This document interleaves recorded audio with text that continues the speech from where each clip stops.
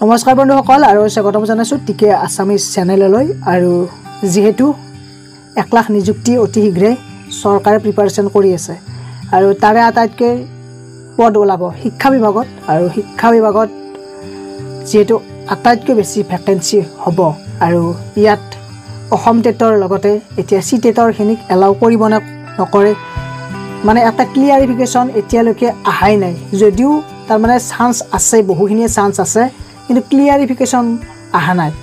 মন্ত্ৰীয়েও কোৱা নাই, শিক্ষামন্ত্ৰীয়েও ভালদৰে কোৱা নাই এতিয়ালৈকে। যে সাংবাদিকেও কুৱেশ্যনবোৰ কৰিছে, কিন্তু চি টেট সম্পৰ্কে এতিয়ালৈকে ভালদৰে তাৰমানে কুৱেশ্যন কৰিব পৰা নাই। যে এবাৰ ক'লে চি নেট বুলি ক'লে আৰু এবাৰ ক'লে যে চি টেটসকলক অসম টেটৰ লগত দিবনে নিদিয়ে, মানে ভালদৰে সুধিব পৰা নাই। কিন্তু শিক্ষামন্ত্ৰীয়ে গম পাইছে ইতিমধ্যে যে চি টেটৰ কণ্ডিশ্যনটো কেনেকুৱা হৈ আছে এতিয়া। গতিকে কি কি কাৰণত দিব লাগিব চি টেটক সেইখিনি মই ইয়াত আপোনালোকক এই ভিডিঅ'টোত কৈ আছোঁ।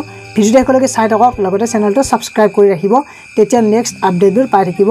চি টেটসকলক যিহেতু আবেদন কৰিব দিয়া নাছিল যোৱা ৰিক্ৰুটমেণ্টত, কিন্তু 2012 চনৰ পৰাই আবেদন কৰিব দি আছিল।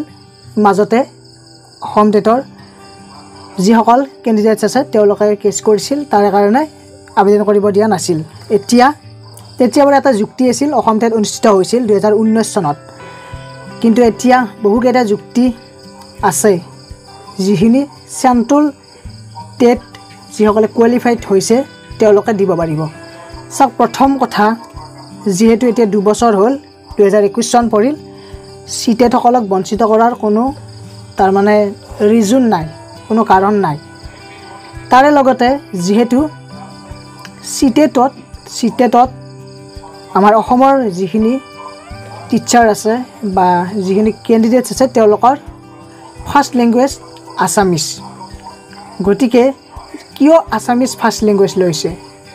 যাতে মানে অসমতো তেওঁলোকে চাকৰি পায়, সেইকাৰণে লোৱা হৈছে, সেইকাৰণে দিছে। আৰু লেংগুৱেজৰ ওপৰত যিহেতু গুৰুত্ব দি আছে বৰ্তমান, আৰু নতুন শিক্ষানীতিত লেংগুৱেজৰ ওপৰতে বেছিভাগ গুৰুত্ব দিব। তাৰে পিছতে নেক্সট পইণ্টটো হ'ল যে এ টেট বা চি টেট এতিয়া দুয়োটাই যিহেতু এক প্ৰকাৰে মানে কোৱালিফাই কৰিলে চাকৰি নহয়। কাৰণ ইয়াত যিহেতু শিক্ষামন্ত্ৰীয়ে ঘোষণা কৰিছে অলৰেডি যে কোৱালিফাই কৰিলে চাকৰি নিদিয়ে। ইয়াৰ কাৰণে উপযুক্ত যিখিনি নম্বৰ সেইখিনি লাগিবই, আৰু নম্বৰৰ ওপৰতে যিহেতু ডিপেণ্ড কৰি কিনে চাকৰিটো পায়। গতিকে চি টেটসকল বা আছাম টেটৰ যিসকল আছে, গতিকে তেওঁলোকৰ নম্বৰৰ মাজত ডিফাৰেঞ্চ বিচাৰি আছে বহুতে, কিন্তু ইমান এইবোৰৰ মাজত ডিফাৰেঞ্চ বিচাৰি থাকি লাভ নাই। মাত্ৰ চৰকাৰক তেওঁলোকে অনুৰোধ কৰিব পাৰে, ৰিকুৱেষ্ট কৰিব পাৰে যে যাতে ভেকেঞ্চি বেছিকৈ খালী দিয়ে, অসম টেটৰ লগতে চি টেটৰখিনিও পায় বা কোনো যাতে বঞ্চিত হ'ব নালাগে। আৰু যদি এইবাৰ চি টেটক নিদিয়ে তেনেহ'লে নিদিয়াৰ কাৰণ এটাই হ'ব, হয় অসম টেট পাতিব লাগিব। কাৰণ যিহেতু চি টেটক 2 বছৰ হ'ল, এতিয়া চি টেটক দিব লাগিব। তাৰে লগতে অসম টেট যদি অনুষ্ঠিত হয় তেতিয়া বাৰু চি টেটক নিদিব পাৰে। তাৰে কাৰণে পুনৰ প্ৰিপাৰেশ্যন কৰিব লাগিব অসম টেট পাছ কৰাৰ কাৰণে। আৰু বহুত এনেকুৱা কেণ্ডিডেটছ আছে যিসকলৰ অসম টেট চি টেট দুয়োটাই ক্লিয়াৰ হৈ আছে, মানে দুয়োটাই কোৱালিফাই কৰিছে। গতিকে চি টেট কেণ্ডিডেটছো অসমত ইমান নাই যিমান ভাবি আছে বহুতে। কাৰণ বহুত এনালাইচিছ কৰি নিজে গম পোৱা যায়। কাৰণ কোভিড ছিটুৱেশ্যনত অসমত চি টেট যিমান ছাত্ৰ ছাত্ৰীয়ে দিব লাগিছিল সিমানে দিয়া নাই। লগতে বিভিন্ন অসম টেটত যিসকলে পাছ কৰিছিল তেওঁলোকেও চি টেট দিছে।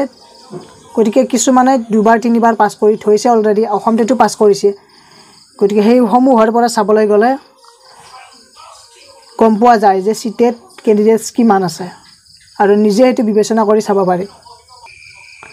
ইয়াৰ পিছতে যিহেতু শিক্ষামন্ত্ৰীয়ে DY 365ত যিহেতু বিভিন্ন কুৱেশ্যন কৰিছিল আৰু শিক্ষামন্ত্ৰীয়ে তাৰে এনচাৰ দিছিল যে এক ইতিবাচক সিদ্ধান্ত ল'ব চৰকাৰে।